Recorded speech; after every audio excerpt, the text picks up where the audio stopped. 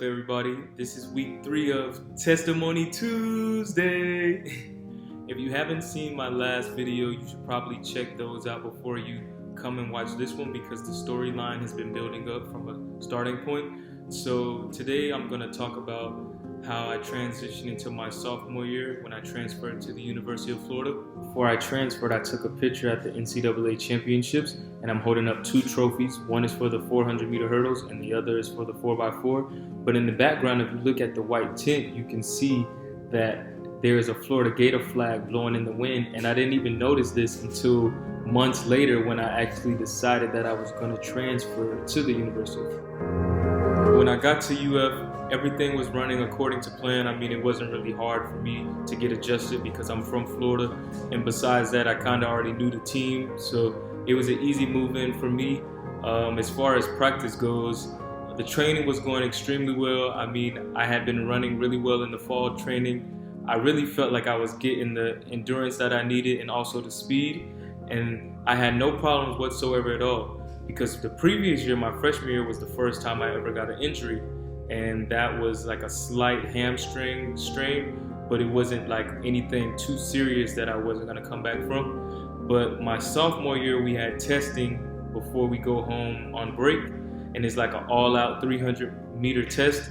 So it's like a big thing at UF. It's like really important, and everyone comes out to watch. They're like sitting in the bleachers cheering you on. So I went up to go test, and at the end of the video, I'm gonna put the video with this, but at the end of the video, I pulled up about 10 meters before the finish line, and I actually had to go to the infirmary because I had torn my hamstring, and that was the first time I had like a serious injury.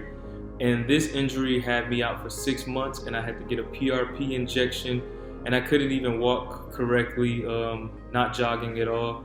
I had to swim in the pool, and just that was my way of staying in shape. I wasn't able to actually touch the track, but when I would come back to actually do anything too physical, it would pull again, even though I had got the PRP injection. So me and my coach just sat down, and he decided that it would be best for me to redshirt my indoor season my sophomore year. So I didn't do anything but just get treatment and all the necessary steps for me to get back ready for outdoor season. It wasn't going according to plan at first. Well, I guess because I was rushing it because I wanted to actually have a full outdoor season. But since my plan didn't go how I wanted it to, because it of course was in God's hand and he knew what he was doing, I just had to relax. I ended up finishing the last 3 meets of the season. So I ran at an LSU track meet, and that was my first race back since I had torn my hamstring.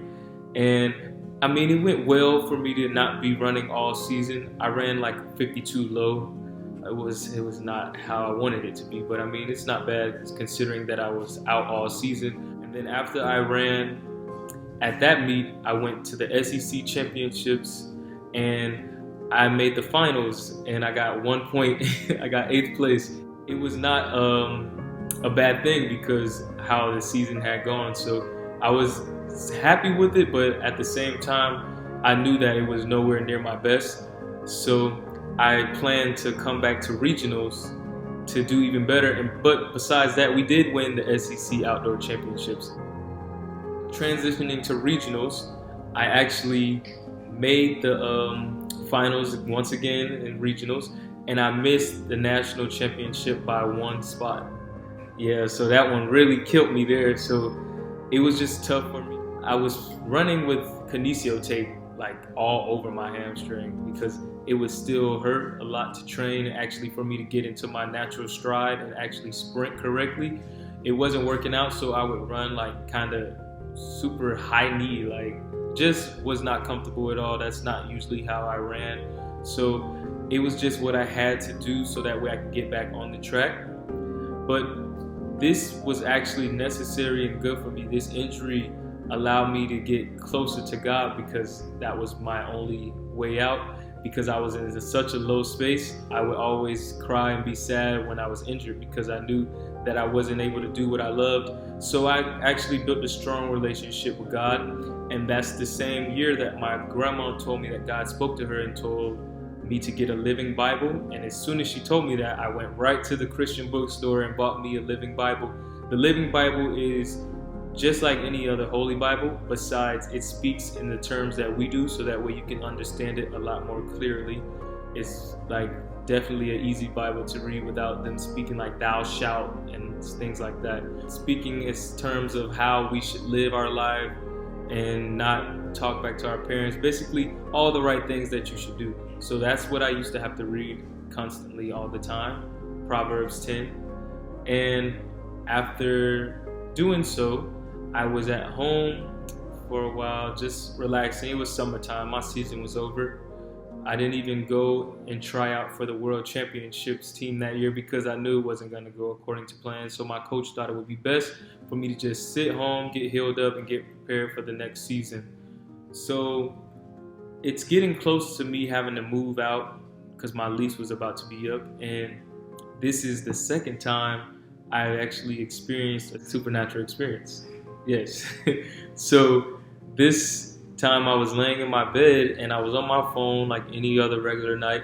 I was about to go to sleep, and then like I was looking at my phone, and then from a distance behind in my peripheral, I could see that it was something standing there in my room, and I couldn't really get a good look at it. So I put my phone down and I like sat up in the bed, and I was like looking like, what is this? Because it was see-through and it was looking at me like, and it had its mouth open, but I knew it wasn't anything evil or something like that because it wasn't black. It was like see-through, like someone had a white outline with pencil, like a pencil. And when it was looking at me, I kind of got like, not scared, but just like amazed, like what? So it kind of weirded me out a little bit.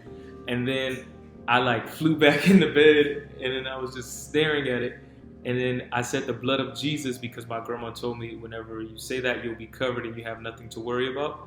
So when I said that, it jumped up on the closet door and the tail was just moving back nice and slow like this.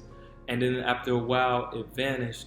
And I didn't know what it was at first. I was thinking it was like a lion or a tiger. And then when I finally moved out of my apartment, I went to go stay with my friend. She allowed me to stay there for like a week and a half before I was able to go back home to St. Pete. So nothing else came up about that panther until I was staying at her place, and we were about to go to sleep one night. It was her and my other friend, and we were all in the bed.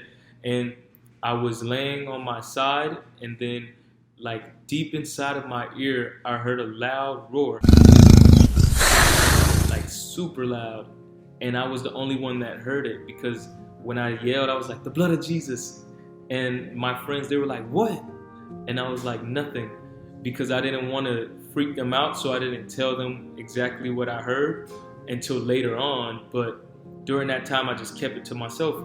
And I went back home to St. Pete. When I was home on my Instagram, I was scrolling, and then on my Explore page popped up the same exact thing that I saw. It was in white outline, and it was making the face at me exactly the way that I saw in person. And then I actually went to YouTube to like listen to different type of big cats roaring, because I knew it wasn't a lion or a tiger because I know exactly how those roars sound. So I was just listening on YouTube and come to find out that it was a panther, and it was basically a symbol to show me that the panther was my spirit animal. And I'm a Christian, and they don't talk about these type of things in church. So I was kind of confused, and I looked it up online, and I was just like taking it with a grain of salt because I'm like, I'm not going to take it too serious because I don't know much about this stuff. But the more that I kept reading about it, it was actually sounding a lot like how I was, and it was saying what I would transition into becoming. And at first, I was like, well, whatever. But the more I kept reading, and then I showed my grandma and talked to her about it, and then she was listening. She was like, that is exactly how you are. So it was basically saying that when you see that spirit animal or that symbol, that was to show that on some type of level you experience death, but then we are reborn again, and then you'll regain your strength and become a whole new person. it told me that I would actually experience astral projection, which I didn't know what that was at the time.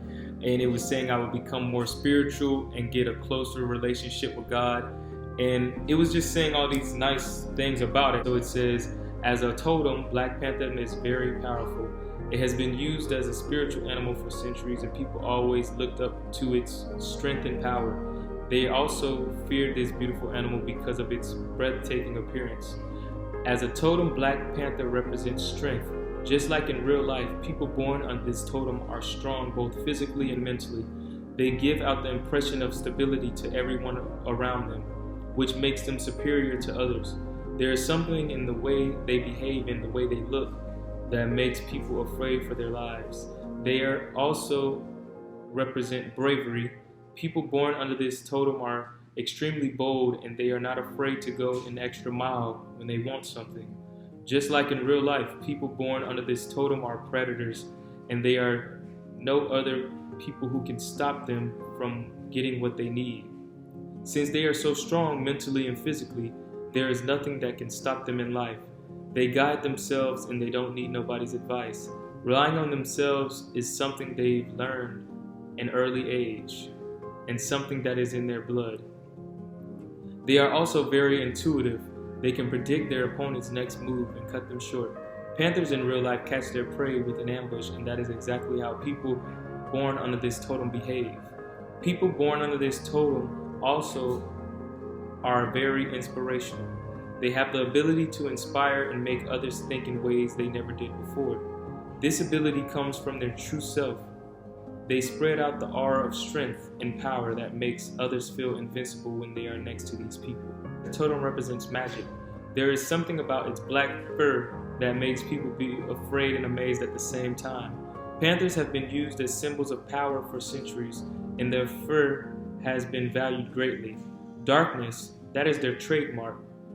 It's something we should think about more. Perhaps they teach us how to fight against the darkness and how to overcome every trouble in life.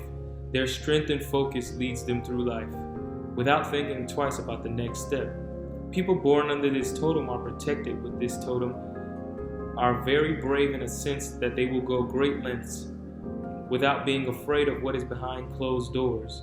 They have an adventurous nature that feeds off adrenaline and derives its power from being active and alive. So after reading that passage, it made me feel like, I guess, but I didn't really take it into great detail about anything. And I just continued to live my life on. And the more that I kept going on, I would start to see things transition in my life and start to work out for the better. I knew this was all to make me stronger and get me prepared for where my life was about to go. But at the time, of course, I didn't know exactly what path I was about to go on, because a lot of the times my grandma would speak to me and tell me what God said was going to happen in my life, especially during the time when I got injured. She had told me that she saw me in a blue uniform, and I showed her the 2016 Olympic uniforms because that's the next uniform that was coming out, and it was the blue uniform she said she saw me in. So I was thinking that I was going to make the Olympics team, but the next day, like, I would tell my friends about all this stuff, and of course they would laugh on the bench, like outside. They would just be laughing at me and thinking that I'm crazy and like saying, boy, your grandma don't know, and all that kind of thing. But it didn't affect me because I knew in the past the things had came true. So I was like, this is also going to come true. And when I said that about the blue uniform, that's when I actually tore my hamstring the next day. So it was not in my timing, it's all in God's timing. So 2017 is another year when we had on the blue uniform. So it all worked out in the end. I'm not going to go into great detail about that story. I'll save that for next week. But I'm actually glad that I'm able to share this and these experiences with you, because it's actually a great feeling, because I just couldn't believe that these things would be happening. But I'm very grateful and thankful that God is doing great things in my life, and I will continue to share with you guys and help in any way that I can.